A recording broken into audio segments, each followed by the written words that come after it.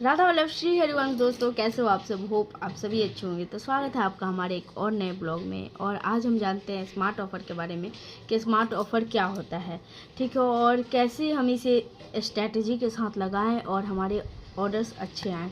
तो इसी फार्मूला को मैंने अपनाया था और ये फार्मूला अपनाने के बाद मेरे सेल जो था, पहले होता था कि मतलब कि 1000 का सेल होता था। अब पर डे का मिनिमम जो सेल होता है, पर डे का मिनिमम मैं बता रही हूँ, मिनिमम 3000 होता है, ठीक है। तो चलिए इसी पे हम बात करते हैं कि क्या होता है स्मार्ट ऑफ़र और हमें कैसे लगाना चाहिए, इसे कैसे माइंड से करना चाहिए कि नुकसान नहीं हो, हमारे क्लाउड किचन ऑनर वालों को नुकसान ना हो। क्योंकि देखिए जोमेटो जो है एड्स तो लगवाता है, ठीक है। बीच बीच में ऐसी उसकी हरकत हो जाती है ना कि वो अपने इन से कुछ भी ऑफ़र लगा देगा, कुछ भी, जैसे 300 पे 200 रुपया ऑफ ऐसे करके, और वो भी बिना परमिशन के।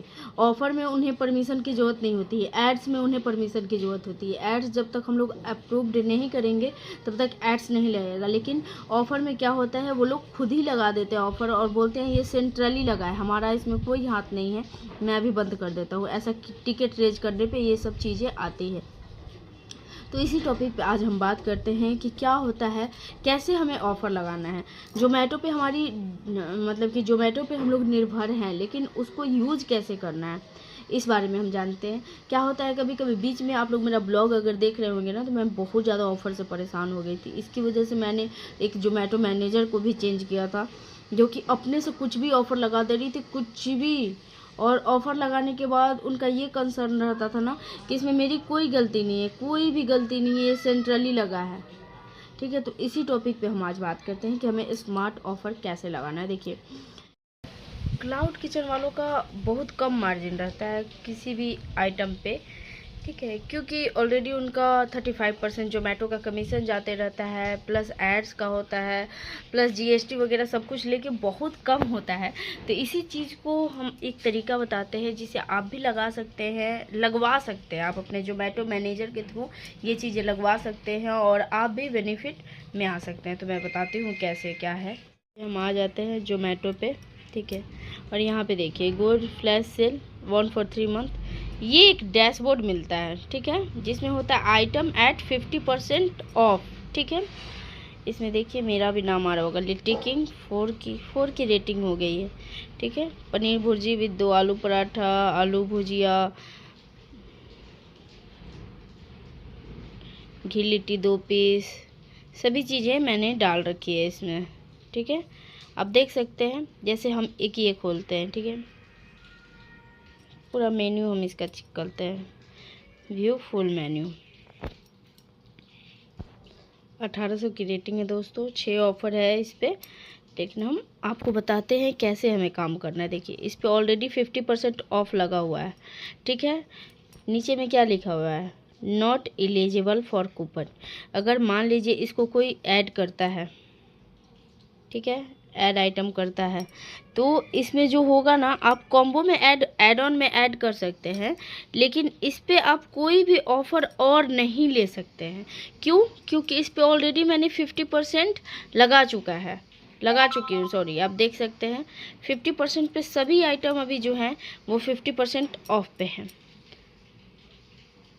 ठीक है। और सबसे प्लस पॉइंट क्या होता है हमारा कि ये एक डैशबोर्ड हमें मिल जाता है, ठीक है, जिसमें बहुत गिने चुने होंगे, बहुत गिने चुने, ज़्यादा नहीं होंगे, बहुत गिने चुने होंगे, आई थिंक 15-20। देखिए इतना पे ख़त्म हो जाता है। इसमें मेरा सब रेस्टोरेंट होगा।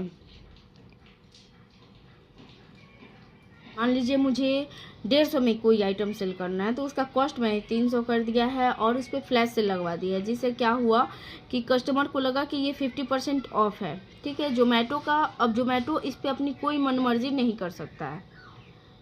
क्या होता है, देखिए 2 तरह के ऑफ़र होते हैं। एक तो 50% फ्लैट ऑफ हो गया, ठीक है। इस पर यहाँ पे आप लोग को मैंने दिखाया स्क्रीन पे कि not eligible for any coupon, मतलब और कूपन इस पर कोई लग ही नहीं सकता। ये हो गया फ्लैश सेल।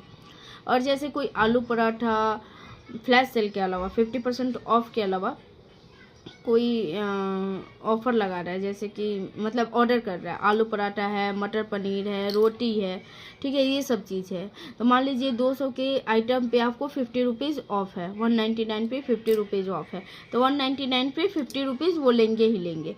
वही आइटम को मान लीजिए कि मुझे आलू पराठा 40 में बेचना है, तो मैं उसे 80 रुपये में करके फ्लैश सेल में डाल दे रही हूँ, तो वो आइटम उन्हें 40 रुपये में ही जाएगा, ठीक है। इस पे वो कोई ऑफ़र यूज नहीं कर सकते हैं, और ये प्लस पॉइंट है। ये सब मैं वीडियो इसलिए बनाती हूँ ना कि एक बीच में ऐसा था ना कि मैं फंस गई थी, पूरी तरह से स्टक हो गई थी, मैं क्या करूँ नहीं करूँ। जब शुभम मैम थी, ठीक है, मतलब बहुत जो दिमाग होता है ना दोस्तों, एकदम होंच पोंच हो जाना, जो समझ रहे हैं, एकदम बंध जाना उस तरह से, ठीक है। मैम आती थी और उनके बोलने का ये जो था ना कि मैम आप ये कर लीजिए, आपका ये हो जाएगा, देखिए। और बड़े बड़े रेस्टोरेंट से आपका कंपेयर करेंगे कि देखिए ये 3 लाख का ऐड लगाए हैं, इनका सेल जो है 60 लाख रुपया जा रहा है, 50 लाख रुपया जा रहा है, आप इतना इन्वेस्ट करिए, ऐसे करिए वैसे करिए। फिर भी मैं उस तरह से नहीं, फिर भी करते करते करते करते एड्स लगवा देती थी वो, ठीक है। माइंड में डालते डालते एड्स लगवा, फिर चलो लगवा लेते हैं, देखते हैं सेल तो बढ़ेगा ना, इस तरह से। लेकिन सेल जो बढ़ता था बहुत बढ़ता था, लेकिन इतना मैं थक जाती थी, दिन भर में कम से कम नहीं तो 200-250 रोटी बनाना, ठीक है। शाम केवल मैं बात कर रही हूँ, दिन की बात नहीं कर रही हूँ। शाम को 250-200 इस तरह से रोटी बनाना, बच्चा मेरा तितर बितर उधर उधर हो जाता था।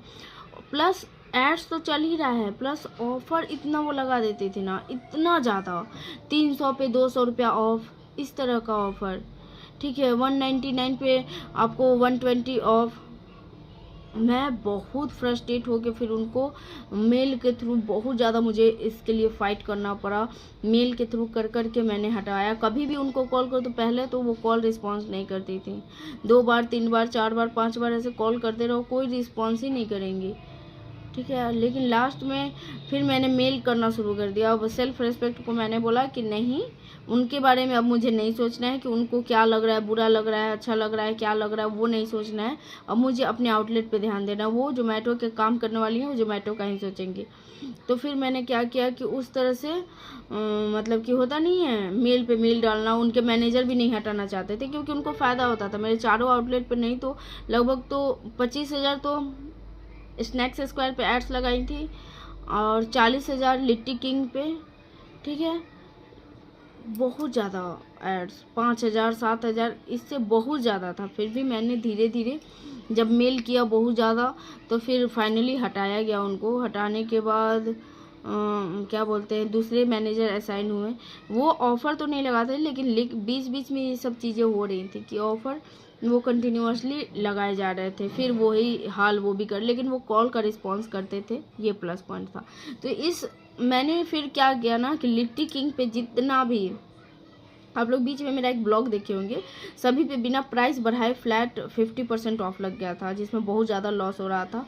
तो वही चीज़ मैंने फिर क्या किया, सारे आइटम पे प्राइस दुगना करवाया और उस पर फ्लैश सेल डलवा दिया। सारे आइटम पे प्राइस दुगना करके फ्लैश सेल मैंने उस पर डलवा दिया। अब इसमें हमको लिट्टी किंग का टेंशन नहीं रहता, बिल्कुल टेंशन नहीं रहता कि कोई ऑफ़र लगेगा या फिर कोई भी डिस्काउंट लगेगा। ऐसा कुछ भी ऑफ़र लगे नहीं लग सकता है फ्लैश सेल में, तो मैं उसके लिए सिक्योर रहती हूँ और अच्छा रहता है। अगर आप लोग भी चाहें तो ये ऑफ़र लगवा सकते हैं। और इस ऑफ़र का सबसे प्लस पॉइंट है ना कि आपको एक बड़ा सा डैशबोर्ड मिल जा रहा है, जिसके नीचे आपका आउटलेट का नाम शो होगा। ये सबसे प्लस पॉइंट होता है, ठीक है दोस्तों। तो होप आप लोग को समझ में आ गया होगा कि फ्लैट 50% ऑफ लगवाने के क्या फ़ायदे हैं और कैसे लगवाना है। प्राइस ज़रूर डबल करना है, तभी फ्लैट 50% मैनेजर से लगवाना है, ना कि अपने से लगाना है।